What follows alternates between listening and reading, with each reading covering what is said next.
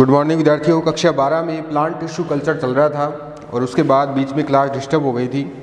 अब देखिए, plant tissue culture में मैंने आपको बताया था कि पादप उत्तक संवर्धन एक ऐसी प्रक्रिया है जिसमें क्या होता है कि प्रत्येक पादप की कोई भी प्रत्येक कोशिका, जिसे हम टोटिपोटेंसी उसमें क्षमता होती है, पूर्ण शक्तता की क्षमता उसके अंदर पाई जाती है, जिसका अध्ययन मॉर्गन ने किया था।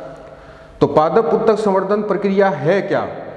देखिए, जो भी पादप है उनमें जीवद्रव्य, कोशिका, उत्तक, अंग या संपूर्ण तंत्र को निर्जमीकृत अवस्थाओं में नियंत्रित रूप से, निर्जमीकृत अवस्थाओं में रासायनिक रूप से ज्ञात संवर्धन माध्यम पर संवर्धित करने की जो प्रक्रिया है उसको हम प्लांट टिश्यू कल्चर यानी पादप उत्तक संवर्धन कहते हैं। तो पादप उत्तक संवर्धन में देखिए, संवर्धन माध्यम होता है, कर्तोत्तक होता है जिसका हमें संवर्धन करवाना है। कर्तोत्तक या तो विभजोतक हो सकता है, जड़, तना, पत्ती या पुष्पीय भागों की कोई कोशिका हो सकती है। ठीक है, तो इस प्रकार से पादप की किसी एक कोशिका या उसके उत्तक से जब संपूर्ण पादप का निर्माण प्रयोगशाला में संवर्धन माध्यम पर करवाया जाता है तो उस प्रक्रिया को प्लांट टिश्यू कल्चर यानी पादप उत्तक संवर्धन कहते हैं। पादप उत्तक संवर्धन के लिए कुछ संसाधनों की आवश्यकता होती है। देखिए, सबसे पहली आवश्यकता क्या है कि इसके लिए जो प्रयोगशाला है वो सुसज्जित होनी चाहिए उपकरणों से। जो भी इसके लिए उपकरण आवश्यक होते हैं वो सारे उपकरण उस प्रयोगशाला में होने चाहिए। ठीक है, इसके अलावा जैसे जो भी हमारे पास इसके उपकरण हैं उनको संग्रह करने के लिए अच्छी व्यवस्था होनी चाहिए। इसके अलावा जो प्रयोगशाला का निर्माण है वो सूक्ष्म जीवों, कीट पतंगों, पादपों के बीज व अन्य भागों के संग्रहण से संबंधित कार्य करने वाली प्रयोगशालाओं में ये कार्य नहीं होता है। यानी कि जैसे हमने पादपों के लिए एक संरक्षित रूप से पादपों को रखने के लिए अगर एक प्रयोगशाला हमारे पास है तो उस प्रयोगशाला में हम इस तरह के कार्य नहीं करते हैं। प्रयोगशाला इसके लिए अलग ही होती है। तो उत्तक संवर्धन प्रयोगशाला का निर्माण विशेष रूप से किया जाता है।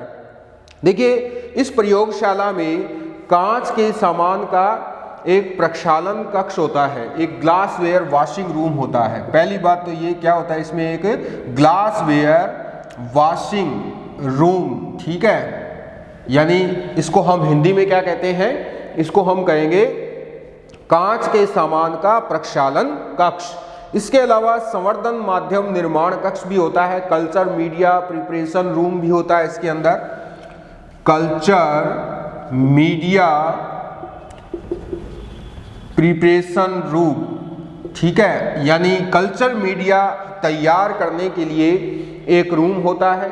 इसके अलावा इसके अंदर रिकॉर्ड होते हैं। उन रिकॉर्ड में हम इनसे संबंधित पादप उत्तक संवर्धन से संबंधित जो भी रिकॉर्ड है, जिन्हें हम हिंदी में अभिलेख कहते हैं, उनके अंदर हम इनको नोट करते हैं। इसके अलावा निर्जमीकृत स्थानांतरण क्षेत्र और संवर्धन रूम होता है, संवर्धन कक्ष होता है, कल्चर रूम इसके अंदर होता है, जहां पर कल्चर करवाया जाता है वो कल्चर रूम होता है। इसके अलावा उत्तक संवर्धन तकनीक द्वारा जो भी विकसित पादपों के दृढ़ीकरण यानी हार्डनिंग, दशा अनुकूलन, एक्लिमेटाइजेशन और संग्रहण हेतु ग्रीन हाउस और नर्सरी का निर्माण भी इसके अंदर होना चाहिए। देखिए, ग्रीन हाउस भी इसके अंदर होने चाहिए। इसके अलावा जो नर्सरी है वो भी इसके अंदर होनी चाहिए। ठीक है, तो ये सारी चीजें एक प्रयोगशाला के लिए आवश्यक है। और बाकी देखिए, इसमें कांच के सामान का जब प्रक्षालन यानी उनको जब साफ किया जाता है तो उसके लिए देखिए पर्याप्त जल की सुविधा होनी चाहिए, डिश वॉशर होना चाहिए, ओवन होना चाहिए सुखाने के लिए। इसके अलावा संवर्धन माध्यम निर्माण किस प्रकार से होता है, तो संवर्धन माध्यम निर्माण के लिए जैसे गैस का कनेक्शन है, हार्ड प्लेट है, हीटिंग मेटल्स है, भौतिक और डिजिटल तुला प्रयोगशाला में होनी चाहिए। इसके अलावा जल शुद्धिकरण कांच तंत्र होता है, यंत्र होता है, उसका भी उपयोग किया जाता है। प्लास्टिक के बर्तन होने चाहिए, माइक्रो पिपेट होनी चाहिए। इसके अलावा पीएच मीटर, रेफ्रिजरेटर और कल्चरल ट्रॉली, कल्चरल ट्रेज होनी चाहिए, यानी कि इनको जब आगे ले जाने के लिए कल्चर मीडिया को तो कल्चरल ट्रे होनी चाहिए। इसके अलावा कल्चरल ट्रॉली होनी चाहिए, पीएच मीटर होना चाहिए, सेंट्रीफ्यूज, ऑटोक्लेव होना चाहिए। ये सारी चीज़ें संवर्धन माध्यम निर्माण कक्ष से रिलेटेड है। इसके अलावा अभिलेख से संबंधित काम क्या है, जब रिकॉर्ड हम लिखते हैं तो उससे मेज, कुर्सी, अलमारी, रजिस्टर, ये सारे अभिलेख से संबंधित उपकरण है जो कि प्रयोगशाला में होने चाहिए। अब देखिए संवर्धन माध्यम क्या है, इसके बारे में हम जानेंगे। संवर्धन माध्यम, कल्चर मीडियम, कल्चर मीडियम ये क्या होता है? हिंदी में कहते हैं संवर्धन माध्यम, ठीक है। अब देखिए संवर्धन माध्यम, एक आदर्श संवर्धन माध्यम क्या होना चाहिए? देखिए ऐसा कृत्रिम माध्यम है ये जिसमें पादप कोशिकाओं, ऊतकों और अंगों या संपूर्ण तंत्र को संवर्धित करते हैं। तो इसकी परिभाषा अगर हम लिखें तो कैसे लिखेंगे कि ऐसा कृत्रिम माध्यम जिसमें पादप कोशिका, ऊतक या अंग या संपूर्ण तंत्र को संवर्धित करवाया जाता है, ठीक है। यानी ऐसा माध्यम जिसमें पादप की कोई कोशिका भी संवर्धित हो सकती है, ऊतक या फिर ऊतकों का समूह है जिसे हम अंग कहते हैं, या फिर संपूर्ण तंत्र यानी पूरा ही प्लांटलेट भी इसमें काम में लिया जा सकता है। प्रायोगिक आवश्यकताओं के आधार पर संवर्धन माध्यम कैसा होना चाहिए, ठीक है। तो संवर्धन माध्यम जो है वो या तो कैसा होना चाहिए, अर्ध ठोस होना चाहिए, सेमी सॉलिड, या फिर तरल होना चाहिए। तो तरल या अर्ध ठोस संवर्धन माध्यम होना चाहिए। प्रयोगशाला में जब हम किसी भी पादप कोशिका या ऊतक या उसके अंग का जब संवर्धन करवाते हैं तो संवर्धन माध्यम किस रूप में होना चाहिए? ये होना चाहिए तरल या अर्ध ठोस अवस्था में होना चाहिए। इसके अलावा जो ऊतक संवर्धन तकनीक के शुरुआत में ही उपयुक्त संवर्धन माध्यम विकसित करने के लिए जब वैज्ञानिकों ने प्रयास किए थे तो कई प्रकार के संवर्धन माध्यम तैयार किए गए थे, जिसमें कौन कौन से हैं देखिए। मुख्य रूप से वाइट है, वाइट ने 1953 में संवर्धन माध्यम तैयार किया था। इसके अलावा एक B5 संवर्धन माध्यम है, वो गैम्बर्ग ने तैयार किया था, गैम्बर्ग एट ऑल, ठीक है। यानी गैम्बर्ग और उसके सहयोगियों ने B5 तैयार किया था 1968 में, ठीक है, B5। इसके अलावा MS मीडियम जिसे मुरासीगे और मुरासीगे एंड स्कूग, इन दोनों वैज्ञानिकों ने तैयार किया था। कब इन्होंने तैयार किया था? 1962 में, ठीक है, 1962 में। इसे कहते हैं MS मीडियम। तो देखिए जो MS मीडियम है वो संवर्धन माध्यम ज़्यादातर काम में लिया जाता है। सर्वाधिक काम में कौन सा लिया जाता है? MS मीडियम लिया जाता है। यानी साधारण प्रयोगों के लिए प्रयोगशाला में कौन सा संवर्धन माध्यम काम में लिया जाता है? MS medium. इसको हम कहते हैं मुरासीगे और स्कूग विलियन। अब देखिए आगे हम जानेंगे कि किस प्रकार का प्रोसेस होता है जब हम संवर्धन माध्यम में किसी भी कोशिका, ऊतक या उसके अंग को जब संवर्धित करते हैं तो कौन कौन सी कंडीशन होनी चाहिए और किस प्रकार का प्रोसेस होता है। तो देखिए सबसे पहले आता है इसके अंदर माइक्रो प्रोपेगेशन, सूक्ष्म प्रवर्धन, ठीक है। तो इसके हम चरण देख लेते हैं क्या क्या है।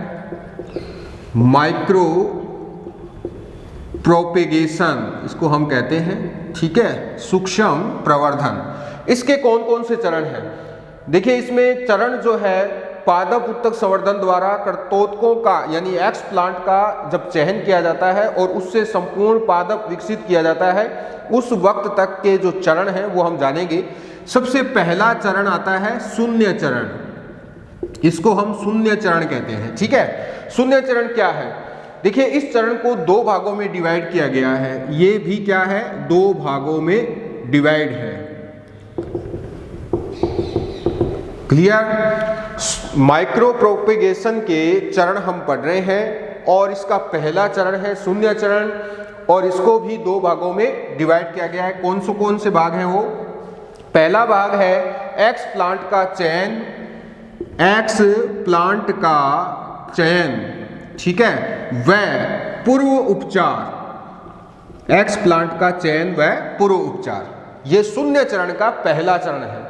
तो इसमें क्या किया जाता है? देखिए एक्स प्लांट का चयन प्रयोगशाला की प्रायोगिक आवश्यकताओं और उद्देश्यों को ध्यान में रखकर किया जाता है। पहली बात तो ये, इसकी मुख्य बात क्या है कि एक्स प्लांट का चयन प्रायोगिक आवश्यकताओं को ध्यान में रखकर किया जाता है, ठीक है। इसका मतलब क्या है अभी हम देखेंगे। देखिए प्रायोगिक आवश्यकताओं और उद्देश्यों भी इसको जोड़ देते हैं साथ ही साथ, तथा उद्देश्यों को ध्यान में रखकर किया जाता है।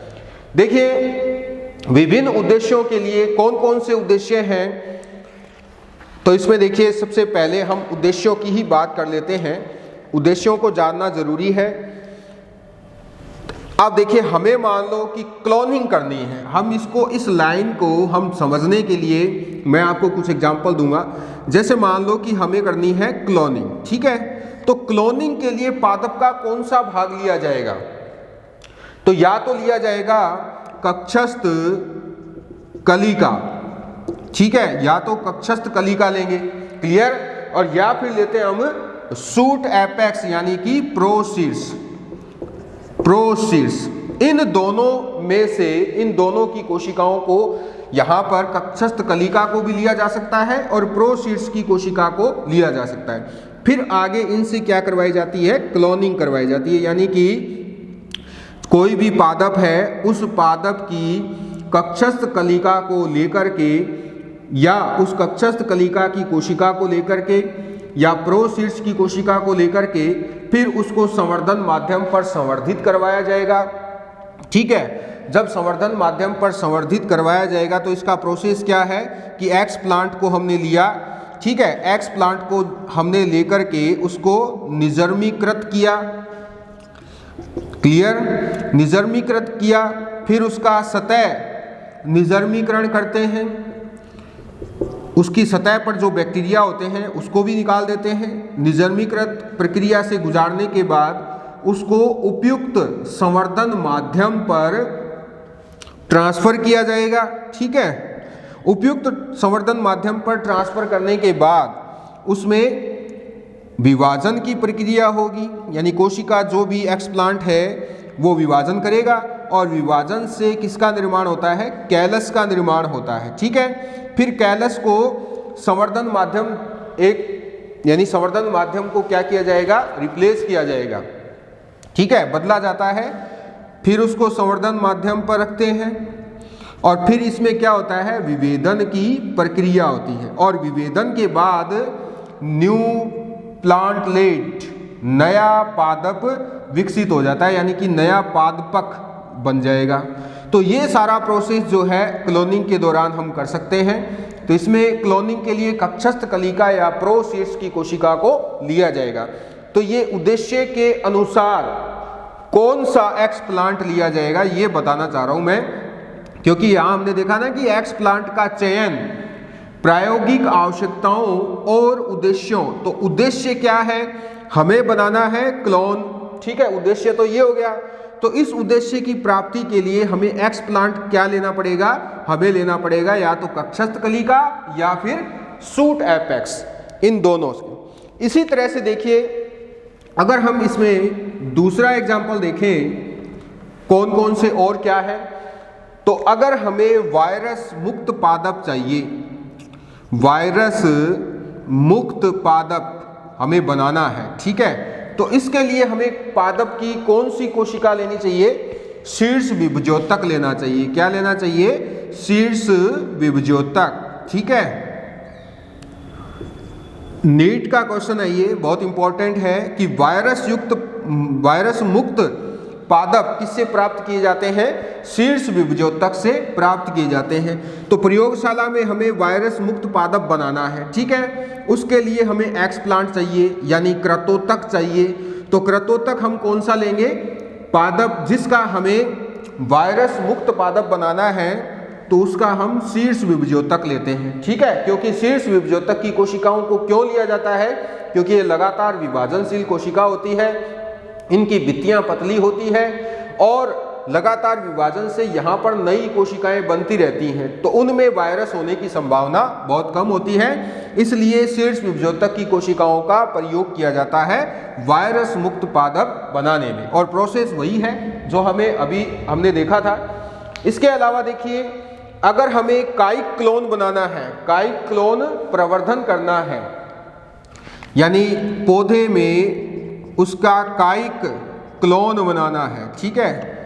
कायिक क्लोन यानी उसके किसी अंग का हमें क्लोन बनाना है, तो उसके लिए हमें क्या करना पड़ता है कि शीर्ष विभजोतक को छोड़कर पादप की कोई भी कोशिका ली जा सकती है, ठीक है। शीर्ष विभजोतक को छोड़कर, यानी शीर्ष विभजोतक नहीं लिया जाता, पादप की या पादप के किसी भी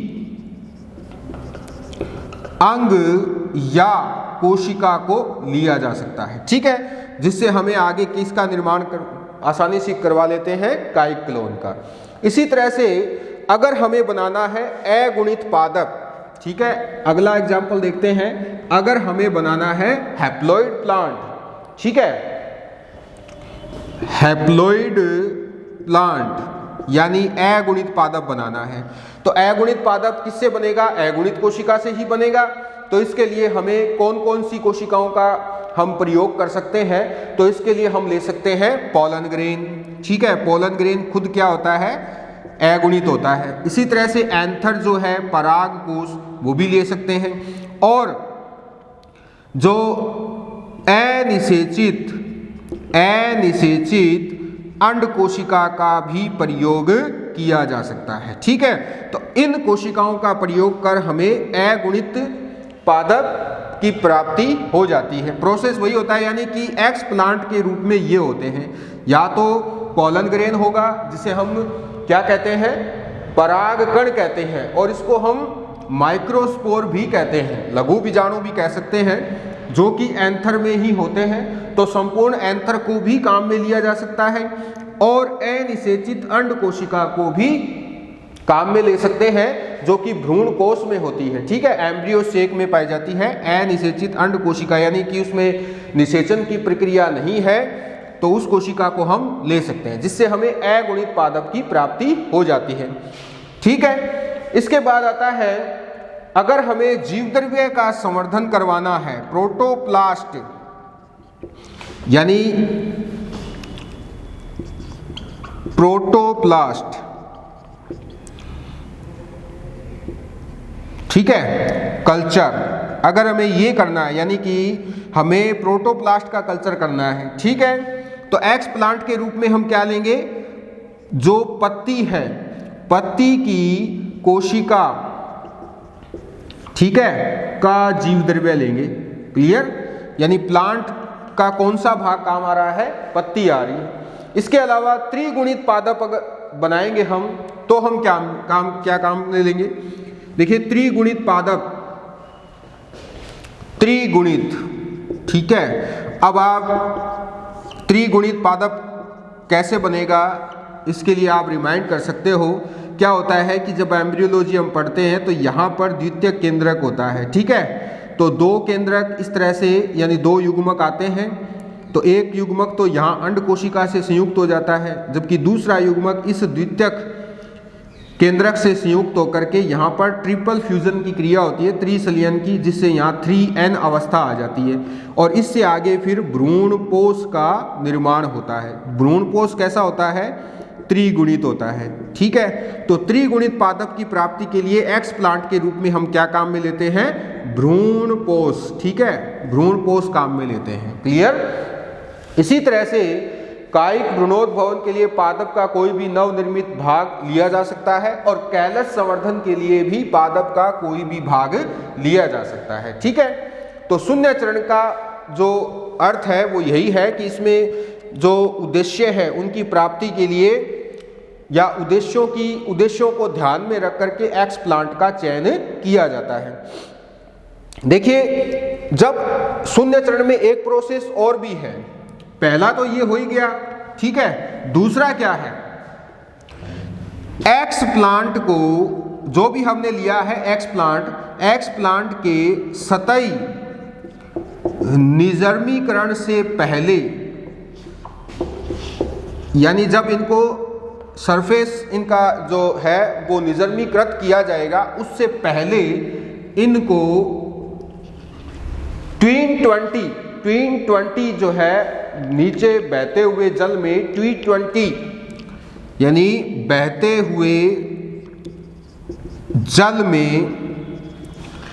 ट्वीन 20 की सहायता से धोया जाता है। ठीक है, धोया जाता है यानी कि प्रक्षालन किया जाता है इसका।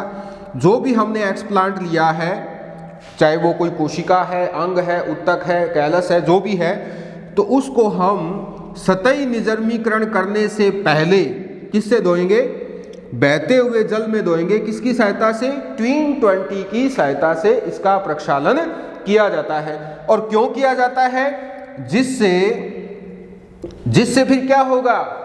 जिससे ये होगा कि उनकी सतह पर उपस्थित मिट्टी के कण और सूक्ष्म जीव हट जाएंगे। ठीक है, जिससे सतह पर उपस्थित मिट्टी के कण व सूक्ष्म जीव अलग हो जाएंगे। तो ये सारा प्रोसेस शून्य चरण में किया जाता है और इस प्रक्रिया को एक्सप्लांट का पूर्व उपचार कहते हैं। क्या कहते हैं? एक्सप्लांट का पूर्व उपचार। अगर आपसे पूछ लिया जाए कैसे करते हैं, तो इसी तरह से करते हैं कि एक्सप्लांट के पूर्व उपचार में एक्सप्लांट को सतही निजर्मीकरण से पहले बहते हुए जल में ट्वीन 20 की सहायता से धोया जाएगा या प्रक्षालन किया जाएगा, जिससे कि उनकी सतह पर मिट्टी के कण और सूक्ष्म जीव जो उपस्थित हैं वो वहां पर नहीं रहते हैं, वो अलग हो जाते हैं। तो इस तरह से इसका पूर्व उपचार हो जाता है। ये तो हो गया शून्य चरण का पहला भाग, यानी कि एक्सप्लांट का चयन और पूर्व उपचार। अब इसका दूसरा भाग कौन सा है? शून्य चरण का दूसरा भाग। पहले चरण में तो हमने एक्सप्लांट के उद्देश्य देख लिए, भी एक्सप्लांट कौन सा लेना है वो हमने देख लिया, और फिर उसका पूर्व उपचार कैसे करना है ये तो हो जाता है किसमें? शून्य चरण के पहले भाग में। अब दूसरे भाग में क्या होता है? देखिए, दूसरे भाग में जो एक्सप्लांट है, एक्सप्लांट का सतही निजर्मीकरण किया जाता है। ठीक है, ये इसका दूसरा भाग है शून्य चरण का। सतही निजर्मीकरण पूर्व उपचार के बाद करते हैं। तो इसके लिए देखिए विभिन्न प्रकार के निजर्मी कारक होते हैं। इसके लिए विभिन्न निजर्मी कारक काम लेते हैं। कौन कौन से हैं वो विभिन्न? जैसे मर्क्यूरी क्लोराइड होता है HgCl2, इसको हम कहते हैं मर्क्यूरी क्लोराइड। इसी तरह से एथेनॉल होता है, ठीक है, C2H5OH, ये एथेनॉल होता है। और AgNO3, ठीक है, ये क्या होता है? इसको हम कहते हैं सिल्वर नाइट्रेट। इसके अलावा ब्रोमीन होता है, ठीक है, ब्रोमीन या क्लोरीन जल। इन सब का प्रयोग किसके लिए किया जाता है? सतही निजर्मीकरण के लिए किया जाता है। ये आपको याद रखना है। पूर्व उपचार के लिए तो हम किसका प्रयोग करते हैं? बहते हुए जल का और ट्वीन 20 का। जबकि सतही निर्जमीकरण के लिए हम किसका प्रयोग करेंगे? HgCl2 यानी mercury chloride, ethanol, silver nitrate, bromine या क्लोरीन जल का प्रयोग किया जाता है सतही निर्जमीकरण के लिए। ठीक है, इसके अलावा देखिए अब इनको इसमें उपचार इनके किए जाएंगे, तो इनका प्रोसेस तो हमने करना है, लेकिन किसमें करना है कि देखिए विभिन्न प्रकार के सतही निर्जमीकरण कारकों जैसे मर्क्यूरी क्लोराइड, एथेनॉल, इसके अलावा सिल्वर नाइट्रेट, ब्रोमीन और क्लोरीन जल, इनको चयनित जो एक्सप्लांट है उनको लेमिनर एयर फ्लो बेंच में उपचारित किया जाता है। किसमें किया जाता है? लेमिनर एयर फ्लो बेंच में उपचारित करते हैं। ठीक है, तो अब आपको यहां पर याद रखना है कि सतही निर्जमीकरण किसमें होता है? लेमिनर एयर फ्लो में होता है। ये आपको याद रखना है, सतही निर्जमीकरण किसमें किया जाता है? लेमिनर एयर फ्लो में किया जाता है। जिससे अब होगा क्या? जिससे सतह पर मौजूद सूक्ष्म जीवों का समूल विनाश हो जाता है। ठीक है, यानी अगर हमने पूर्व उपचार में कुछ छोड़ दिए हैं सूक्ष्म जीव या वहां पर रह गए हैं, तो उनको हम सतही निर्जमीकरण द्वारा अलग कर देते हैं, उन सूक्ष्म जीवों को हटा देते हैं। इसके लिए हम मर्क्यूरी क्लोराइड, सिल्वर नाइट्रेट, इसके अलावा एथेनॉल, ब्रोमीन, क्लोरीन जल का प्रयोग करते हैं और फिर इनसे आगे लेमिनर एयर फ्लो में इसको गुजारा जाता है, यानी वहां पर इसको उपचारित करते हैं और इससे क्या होगा कि सतह पर मौजूद सारे सूक्ष्म जीव संपूर्ण रूप से हट जाएंगे। ठीक है, तो ये दो प्रोसेस शून्य चरण के होते हैं। शून्य चरण हमने देख लिया। अब शून्य चरण का उद्देश्य क्या हो गया? शून्य चरण का कंप्लीट उद्देश्य क्या है? शून्य चरण का कंप्लीट उद्देश्य है कृंतकों से सूक्ष्म जीवों या अपशिष्ट पदार्थों को हटाना। ठीक है, ये इसका कंप्लीट उद्देश्य है, जिसमें पहले उसका पूर्व उपचार किया जाएगा। ठीक है, और उसके बाद उसका सतही निर्जमीकरण किया जाएगा। सतही निर्जमीकरण लेमिनर एयर फ्लो में होगा और पूर्व उपचार बहते हुए जल में होता है। तो ये है शून्य चरण। अब शून्य चरण के बाद आता है प्रथम चरण। ठीक है, अब आता है प्रथम चरण। ठीक है, अब प्रथम चरण में क्या होगा? शून्य चरण तो हमने देख लिया। अब प्रथम चरण में जो भी हमने एक्सप्लांट को सतही निर्जमीकृत किया है उनको संवर्धन माध्यम पर संवर्धित किया जाता है। ठीक है, तो इसमें सतही निर्जमीकृत एक्सप्लांट को संवर्धन माध्यम में ट्रांसफर कर संवर्धन कक्ष में रखते हैं। ठीक है, यह है प्रथम चरण का काम। सतही निर्जमीकरण तो कर ही लिया है, उसके बाद एक्सप्लांट को फिर आगे क्या करेंगे? संवर्धन माध्यम में रख देते हैं और संवर्धन कक्ष में इनसे कैलस व अंग जनन प्रारंभ होता है। तो यहां पर कैलस व अंग जनन प्रारंभ हो जाता है। ठीक है, किसमें? प्रथम चरण में कैलस व अंग जनन प्रारंभ हो जाता है। ठीक है, अब आता है द्वितीय चरण। प्रथम चरण में जो स्थापित संवर्धन है उसको नए पोषक माध्यम में ट्रांसफर किया जाता है। द्वितीय चरण में क्या किया जाएगा? नया संवर्धन माध्यम लिया जाएगा। ठीक है, और फिर उसमें इसको ट्रांसफर कर देते हैं। क्लियर? और तीसरा चरण क्या है? तीसरा चरण, तीसरे में संपूर्ण पादप का क्या होता है? पुनरुद्ध भवन होता है। ठीक है, और चौथा चरण क्या है? चौथा चरण में उत्तक संवर्धन द्वारा विकसित पादपों का वातानुकूलन किया जाता है। ठीक है, तो इस तरह से ये 5 चरण होते हैं। शून्य चरण, प्रथम चरण, द्वितीय चरण, तृतीय चरण और चतुर्थ चरण। ठीक है, पहले चरण में सतही निर्जमीकरण या फिर सूक्ष्म जीवों का समूल विनाश किया जाता है, जिसमें पूर्व उपचार और सतही निर्जमीकरण दोनों शामिल होते हैं। प्रथम चरण में संवर्धन माध्यम में एक्सप्लांट को ट्रांसफर किया जाएगा। द्वितीय चरण में क्या होगा, नया संवर्धन माध्यम उसमें ट्रांसफर करते हैं, ठीक है। कैलस और अंग जनन तो प्रथम चरण में ही शुरू हो जाता है, लेकिन उसको फिर संवर्धन माध्यम को बदल देते हैं, यानी कि संवर्धन माध्यम, ताजा संवर्धन माध्यम रख देते हैं। तीसरे में संपूर्ण पादप में पुनरुद्भवन होना